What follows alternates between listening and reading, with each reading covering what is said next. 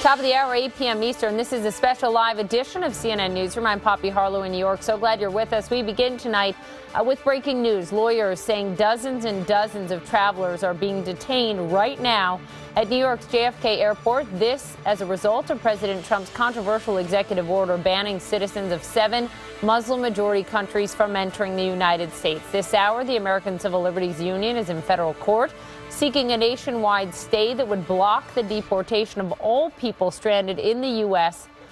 Under this ban in those airports. Now, protests at the same time are breaking out at the nation's airports, including in New York, Chicago, Denver, and Washington. 2 governors, both Democrats, slamming Trump's ban. Watch.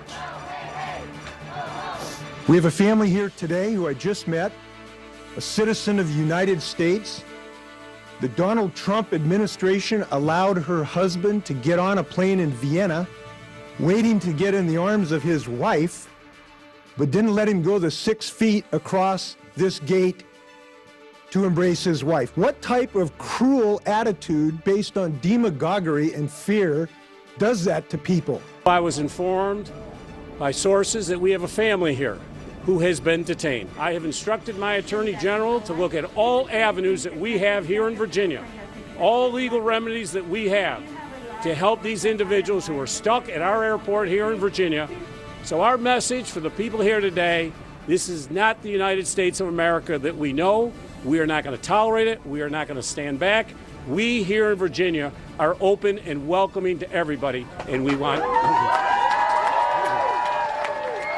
Meantime, a lawsuit has been filed on behalf of 2 Iraqis detained earlier today at JFK Airport despite holding valid visas to come into this country. One of them was already released. The other is expected to be released this hour. The travel ban targets Iran, Iraq, Libya, Somalia, Syria, Sudan, and Yemen. It does not include the 4 countries, though, where the 9/11 hijackers came from: Saudi Arabia, the United Arab Emirates, Egypt, and Lebanon. Let's get straight to Rachel Crane. She's live for us tonight at JFK Airport. First, how much have the protests grown there tonight, Rachel? Poppy, this protest has completely taken over Terminal 4 at this point. You even have people pouring out of a garage here. I would say there's easily 1,000 people there now on both sides of the street. We're also seeing that now some people are, in fact, blocking traffic, but it has been very peaceful here until we're now seeing these people blocking traffic. But we've seen infants here, we've seen little puppies, we've seen many people with homemade signs, we've even seen people bringing projectors, projecting onto the side of buildings, saying, "Let the refugees in." It's been really remarkable to see just how quickly this crowd has grown. But now this is at Terminal 4, where we know that earlier today 12 people were being detained. We know that one of them earlier, an Iraqi man, was released, and we're hearing that the second Iraqi man involved in the lawsuit that was filed today will be released, as you pointed out, this hour. Also at Terminal 1, though, not far from here, just take the air train, which has now been restricted to only people who are ticketed passengers and airport employees. That's to control the crowd that, as you can see, has been growing substantially behind me. But over at Terminal 1, Poppy, there are also many people that have been detained. We've heard about 7 or 8 people who have been detained there, one of which is a 68-year-old woman. Her son was there, very worried about her health because she's diabetic. Unclear if she has her medications. We also spoke to one young gentleman whose wife was detained. She had an F2 visa. She was due to come meet him here today at 8 a.m. She was detained, and now she's being sent back on a plane to Iran tonight at 11 p.m. But take a listen to what he had to say about the ordeal. She called me through the phone that it was not hers and told me that she will be deported. And while she was crying, I don't think that I will stay in the U.S. anymore because of this kind of treatment. I don't have any clear vision about the future, about the treatments to the Iranian and other nationalities.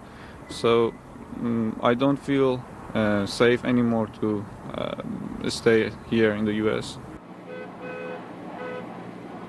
Poppy. Politics aside, it's really quite difficult to hear about families being torn apart. And now we can also confirm to you that the second Iraqi man has, in fact, been released. Poppy. All right, Rachel Crane, great reporting all night there from JFK. Thank you so much. Meantime, today, President Trump signed 3 more executive actions. He also spoke with a number of world leaders over the phone. Our White House correspondent Athena Jones has that report tonight from Washington. Hi there. A very busy Saturday for President Trump. He spent most of the day on the phone with foreign leaders, starting with Japan's Prime Minister Shinzo Abe, who he invited here to the White House for a meeting on February 10th. He also spoke with Germany's Chancellor Angela Merkel, Russia's President Vladimir Putin, France's President Francois Hollande, and Australia's Prime Minister Malcolm Turnbull. Now, Vice President Pence joined the president for that chat with Russian President Vladimir Putin. The White House describes that call as positive. They say it lasted about an hour. They discussed a range of subjects, including mutual cooperation in defeating ISIS and working together to achieve more peace throughout the world, including in Syria. The White House says the call is a significant start toward improving the relationship between the United States and Russia that is in need of repair. The Kremlin also described the call as positive and businesslike. The president also took several more executive actions today, signing a memorandum that would overhaul the structure of the National Security Council. That move, the White House says, is intended to adapt the structure of the council to better face the threats facing the U.S. He also signed an executive order implementing a 5-year ban on lobbying for administration officials and a lifetime ban on any officials lobbying on behalf of a foreign government. But one official here did acknowledge that it might be difficult to enforce those bans, certainly long after the Trump administration has ended. Finally, the president signed a memorandum calling on the Joint Chiefs of Staff to present to him within 30 days a plan to defeat ISIS. And as for that travel ban, the White House and the criticism surrounding the travel ban, officials here say that the moves are necessary because the current vetting process is, quote, woefully inadequate to serve the national security interests of the United States. Now, President Trump talked about this move during the signing of those executive orders. Here's what he had to say. It's not a Muslim ban, but we were totally prepared. It's working out very nicely.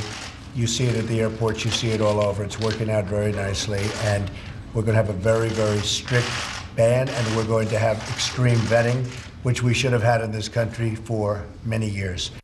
The president's comments coming despite the confusion at airports around the world affected by these latest moves, and of course, the detentions in airports here in the U.S. Back to you.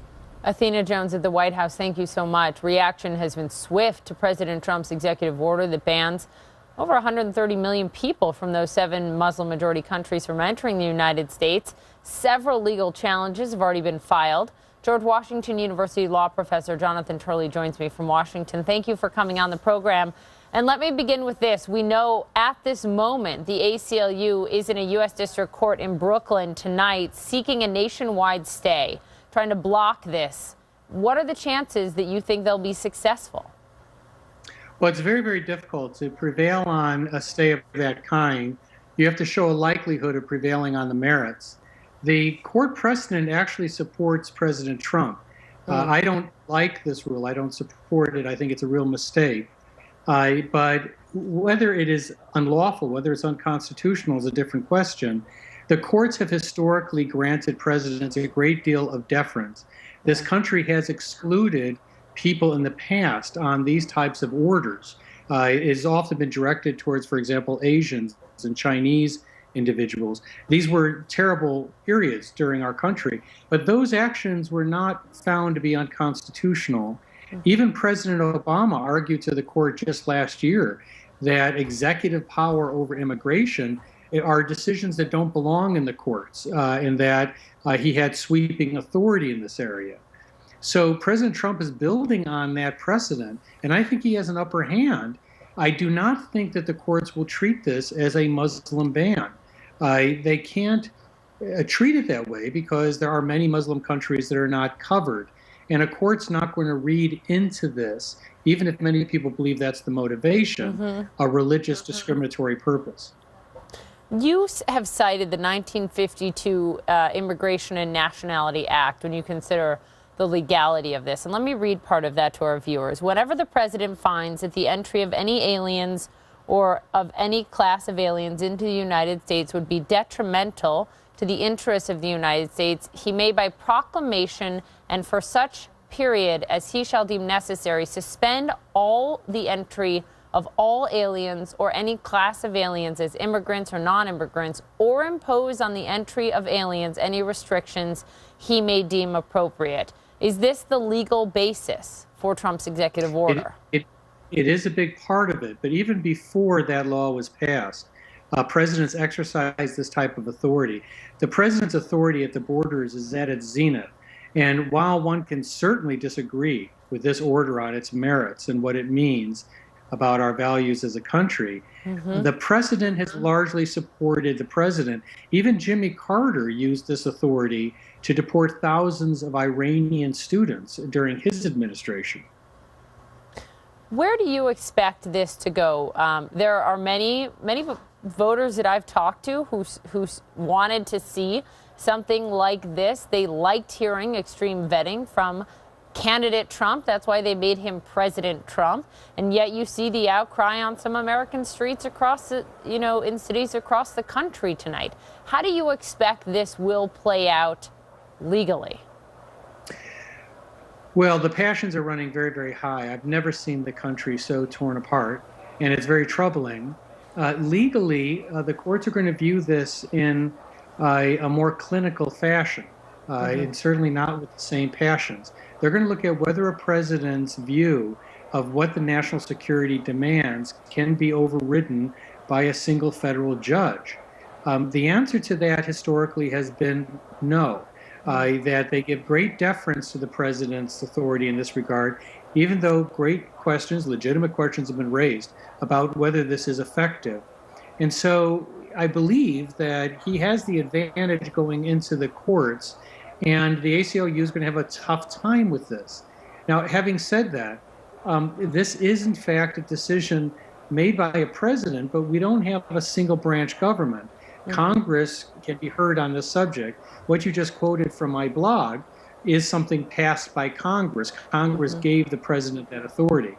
So he has both the legislative authority plus that pre-existing executive authority from Article 2.